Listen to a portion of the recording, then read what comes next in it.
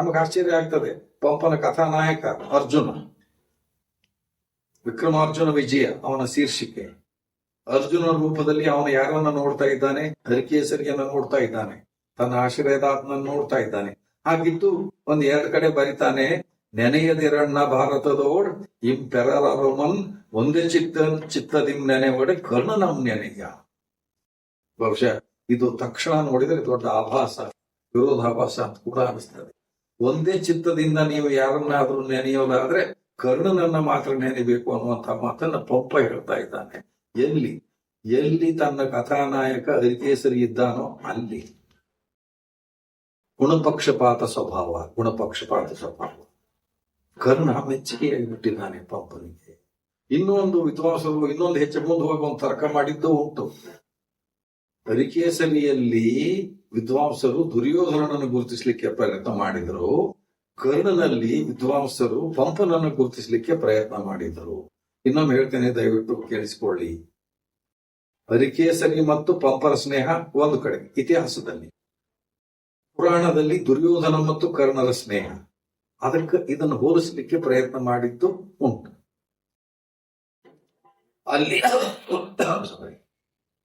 ಅಲ್ಲಿ ದುರ್ಯೋಧನ ಮತ್ತು ಕರ್ಣ ಆಪ್ತ ಸ್ನೇಹಿತರಾಗಿದ್ದಂತೆ ಇಲ್ಲಿ ಹರಿಕೇಸರಿ ಮತ್ತು ಪಂಪ ಆತ್ಮೀಯ ಸ್ನೇಹಿತರಾಗಿದ್ರು.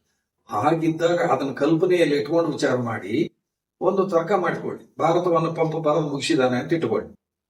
ಹರಿಕೇಸರಿ ಆಸ್ಥಾನದಲ್ಲಿ ಒಂದಾದರೂ ಸಲ ಇಡಿಯಾಗಿ ಅದನ್ನು ವ್ಯಾಖ್ಯಾನ ಮಾಡಿರಬಹುದಲ್ಲ, ವಾಚನ ಮಾಡಿರಬಹುದಲ್ಲ.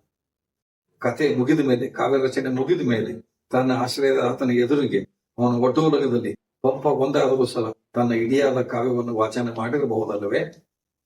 ಮಾಡಿರಬಹುದು ಖಂಡಿತವಾಗಿ. ಆ ಸಂದರ್ಭದಲ್ಲಿ ಇಂಥ ಮಾತುಗಳನ್ನು ಬರುವುದನ್ನು ಹರಿಕೇಸರಿ ಹೇಗೆ ಸ್ವೀಕರಿಸಿರಬೇಕು? ನೆನೆವಡೆ ಕರ್ಣನಂ ನೆನೆಯ. ನಿಮ್ಗೆ ನೆನಪಿರ್ಲಿ, ಅರ್ಜುನ ರೂಪದಲ್ಲಿ ಹರಿಕೇಸರಿ ಇದ್ದಾನೆ, ಎದುರಿಗೆ ಇದ್ದಾನೆ ಆ ಸ್ಥಾನದಲ್ಲಿ.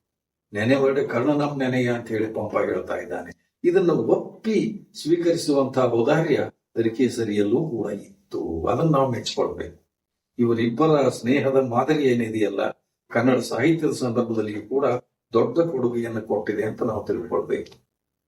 ಅದಕ್ಕೆ ಇವನು ಗುಣಾರ್ಣವ ಅಂತೆ, ಹರಿಕೇಸರಿ ಗುಣಾರ್ಣವ ಅಂತೆ, ಅಂದ್ರೆ ಗುಣಗಳ ಸಮುದ್ರದಂತೆ. ಪಂಪ ಕವಿತಾ ಗುಣಗಳಿಗೆ ಸಮುದ್ರದಂತೆ ಪಂಪ. ಹೀಗೆ ಪರಸ್ಪರರಲ್ಲಿ ಅಷ್ಟು ವಿಶ್ವಾಸ, ಅಷ್ಟು ಸ್ನೇಹ, ಅಷ್ಟು ಆಪ್ತತೆ ಇತ್ತು ಅನ್ನೋದನ್ನ ಅಲ್ಲಿ ನಾವು ಗುರುತಿಸಬೇಕು.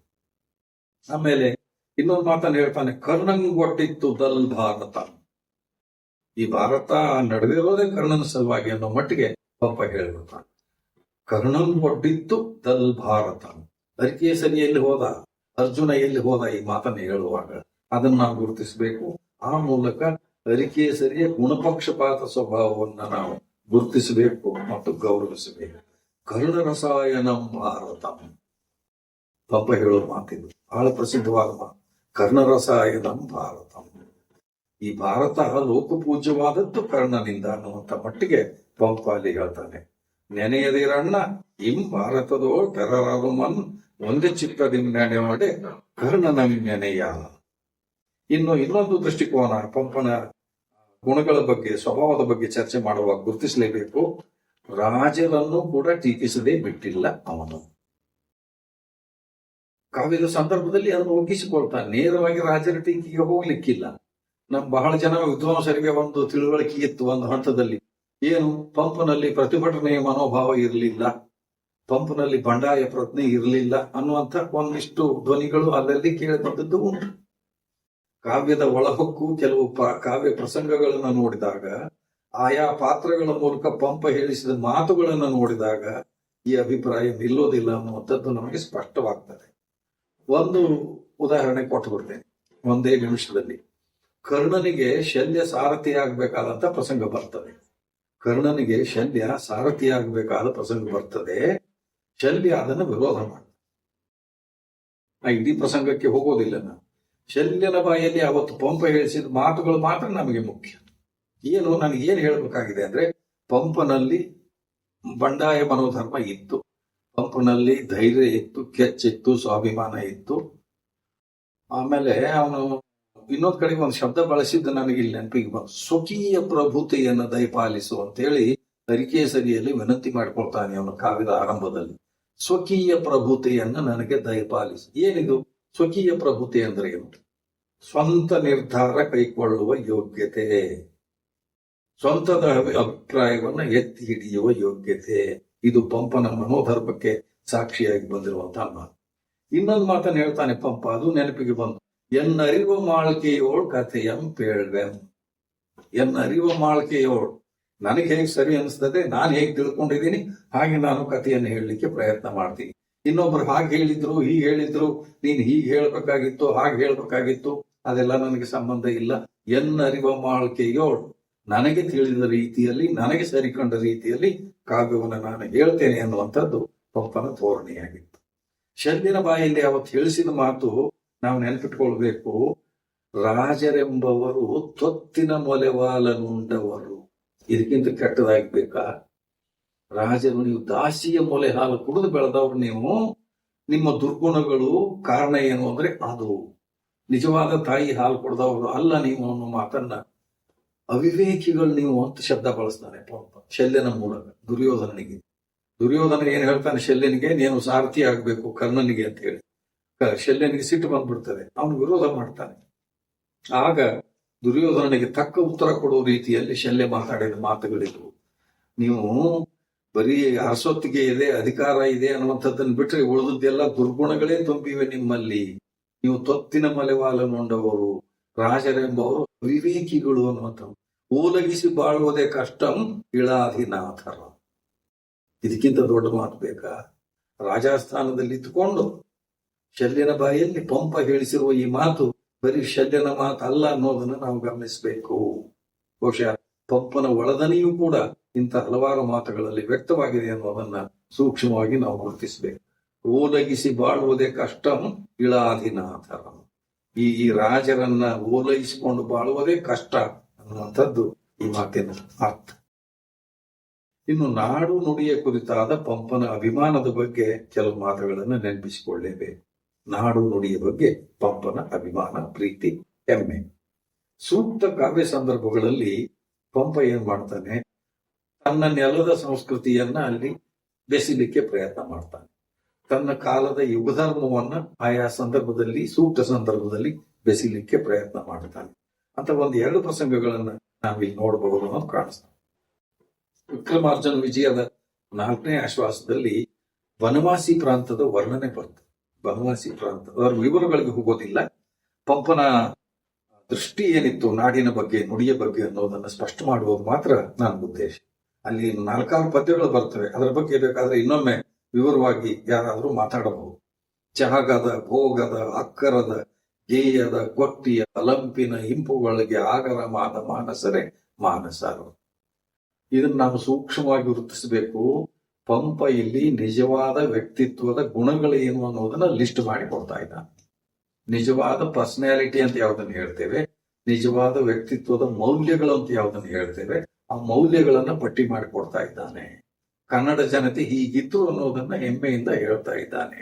ಏನೇನು ಆ ಮೌಲ್ಯಗಳು? ಜಾಗದ, ಭೋಗದ, ಅಕ್ಕರದ, ಅಕ್ಕರ ಮೀನ್ಸ್ ವಿದ್ಯೆ, ಜಾಗದ, ಭೋಗದ, ಅಕ್ಕರದ, ಗೇಯದ, ಗೇಯ ಅಂದ್ರೆ ಸಂಗೀತ, ಗೊಟ್ಟಿಯ, ಗೋಷ್ಠಿ, ಚರ್ಚಾಗೋಷ್ಠಿಗಳು, ಅಲಂಪಿನ ಇಂಪುಗಳಿಗೆ ಆಗರಮಾದ ಮಾನಸರೇ ಮಾನಸರು. ಈ ಗುಣ ಇದ್ದವರು ಮಾತ್ರ ನಿಜವಾದ ವ್ಯಕ್ತಿಗಳು, ನಿಜವಾದ ಮನುಷ್ಯರು. ಪಂಪ ಪದ್ಯದ ಮೂಲಕ ಮುಂದೇನು ಬಯಸ್ತಾನೆ ಅನ್ನೋದನ್ನ ಕೇಳಿ ಅದು ಮಹತ್ವದ್ದು.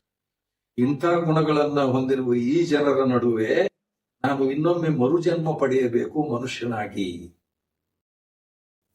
ಮರುಜನ್ಮ ಪಡೆಯಬೇಕು ಮನುಷ್ಯನಾಗಿ. ಒಂದು ವೇಳೆ ಮನುಷ್ಯನಾಗಿ ಜನ್ಮ ಪಡೆಯುವಷ್ಟು ಪುಣ್ಯವನ್ನು ನಾನು ಮಾಡಿಲ್ಲ ಅನ್ನೋದಾದ್ರೆ ಮರಿದುಂಬಿಯಾಗಿ ಮೇನ್ ಕೋಗಿಲಿಯಾಗಿ ಹುಟ್ಟುವುದು ನಂದನದೋಳ್ ವನವಾಸಿ ಕೇಶದೋಳ್. ನಮ್ಮ ಪಂಪನ ಕಾವ್ಯಗಳು ಪ್ರಕಟವಾದಾಗಿನಿಂದ ಹಿಡಿದು ಇದುವರೆಗೆ ನಮ್ಮ ವಿದ್ವಾಂಸರ ಗಮನವನ್ನು ಅತಿಯಾಗಿ ಸೆಳಿತಾ ಇರುವಂತಹ ಪದ್ಯಗಳಲ್ಲಿ ಇದು ಒಂದು. ಜಾಗದ, ಭೋಗದ, ಅಕ್ಕರದ, ಗೇಯದ, ಗೊಟ್ಟಿಯ, ಅಲಂಪಿನ ಇಂಪುಗಳಿಗೆ ಆಗರಮಾದ ಮಾನಸರೇ ಮಾನಸರ್. ಒಂದು ಭಾಗ. ಇಂಥ ಗುಣವುಳ್ಳವನಾಗಿ ಈ ನೆಲದಲ್ಲಿ ನಾನು ಇನ್ನೊಮ್ಮೆ ಹುಟ್ಟಿ ಬರಬೇಕು ಅನ್ನುವಂಥದ್ದು ನನ್ನ ಹಂಬಲ. 2ನೇ ಪಾಠ. ಒಂದು ವೇಳೆ ಹಾಗೆ ಮನುಷ್ಯನಾಗಿ ಹುಟ್ಟುವುದು ಸಾಧ್ಯ ಇಲ್ಲ ಅನ್ನೋದಾದ್ರೆ ಕನಿಷ್ಠ ಪಕ್ಷ ಮರಿದುಂಬಿಯಾಗಿಯೋ ಕೋಗಿಲಿಯಾಗಿಯೋ ಈ ನೆಲದಲ್ಲಿ ನಾನು ಹುಟ್ಟಿ ಬರಬೇಕು ಅನ್ನುವಂಥದ್ದು 3ನೇ ಪಾಠ. ಇದು ಒಂದು ಪದ್ಯ ಸಾಕು ಅಂತ ಕಾಣಿಸ್ತದೆ. ಈ ನೆಲದ ಬಗ್ಗೆ ಪಂಪನಲ್ಲಿ ಎಂಥ ಒಂದು ಆಳವಾದ ಅಭಿಮಾನ ಇತ್ತು ಅನ್ನೋದನ್ನ ಸ್ಪಷ್ಟ ಮಾಡುವ ಸಲುವಾಗಿ ಇಂಥ ಇನ್ನೂ 2-3 ಪದ್ಯಗಳು ಬರ್ತವೆ. ತೆಂಕಣ ಗಾಳಿ ಸೋಂಕಿದೊಡಂ ಒಳ್ನುಡಿ ಕೇಳ್ದೊಡಂ ಇಂಪನಾಳ್ದ ಗೇಯಂ ಕಿವಿ ಒಕ್ಕೊಡಂ ಬಿರಿದ ಮಲ್ಲಿಗೆ ಕಂಡೊಡಂ ಆದ ಕೆಂತಲಂಪಂ ಗೆಡೆಗೊಂಡೊಡಂ ಮಧು ಮಹೋತ್ಸವ ಮಾದೊಡಂ ಏನನೆಂಬೆಂ ಆರಂಕುಶ ಬಿಟ್ಟೊಡಂ ನೆನೆವುದೇ ನಮನಂ ಬನವಾಸಿ ದೇಶಮ. ಬನವಾಸಿ ಪ್ರಾಂತವನ್ನು ಹೊಗಳ್ತಾರೆ. ಇಲ್ಲಿ ಸೀತಾರಾಮ್ ಜಾಗೀರ್ದಾರ್ ಅವರು ಒಂದು ಮಾತು ಹೇಳ್ತಾರೆ. ಪಂಪ ಈ ಪದ್ಯಗಳಲ್ಲಿ ಹೊಗಳಿದ್ದು ಬರೀ ಬನವಾಸಿ ನಗರವನ್ನಲ್ಲ, ಇಡೀ ಬನವಾಸಿ ಪ್ರಾಂತವನ್ನ. ಬನವಾಸಿ ಪ್ರಾಂತ ಆ ದಿನಗಳಲ್ಲಿ ಬಹುಶಃ ಕದಂಬರ ರಾಜಧಾನಿ ಆಗಿತ್ತು ಅಂತ ಕಾಣಿಸ್ತದೆ. ವಿಸ್ತಾರ ಇತ್ತು ಅದಕ್ಕೆ. ಇವತ್ತಿನ ಗೋಕರ್ಣ, ಇವತ್ತಿನ ಭಟ್ಕಳ್, ಆವರೆಗೂ ಕೂಡ ಈ ಪ್ರದೇಶ ವ್ಯಾಪಿಸಿಕೊಂಡಿತ್ತು ಅಂತ ಕಾಣಿಸ್ತದೆ. ಇವತ್ತಿನ ಬಂಕಾಪುರದಿಂದ ಆ ಕಡೆ ಒಳಗಡೆ ಬನವಾಸಿ ಪ್ರಾಂತವನ್ನ ಕುರಿತು ಪಂಪ ಆಡಿದಂತ ಮಾತುಗಳು ಇವು ಅನ್ನೋದನ್ನ ಸೀತಾರಾಮ್ ಜಾಗೀರ್ದಾರ್ ಅವರು ಹೇಳ್ತಾರೆ. ಇಲ್ಲಿ ಈ ಪದ್ಯವನ್ನು ಒಳಗೊಕ್ಕು ನೋಡಿದಾಗ ನನಗನ್ಸಿದ್ದು ಮನುಷ್ಯನ ಪಂಚೇಂದ್ರಿಯಗಳಿಗೆ ಸುಖ ಕೊಡಬಲ್ಲಂತ ವಸ್ತುಗಳು, ಸಂಗತಿಗಳು, ವಿಷಯಗಳು ಈ ನಾಡಿನಲ್ಲಿವೆ.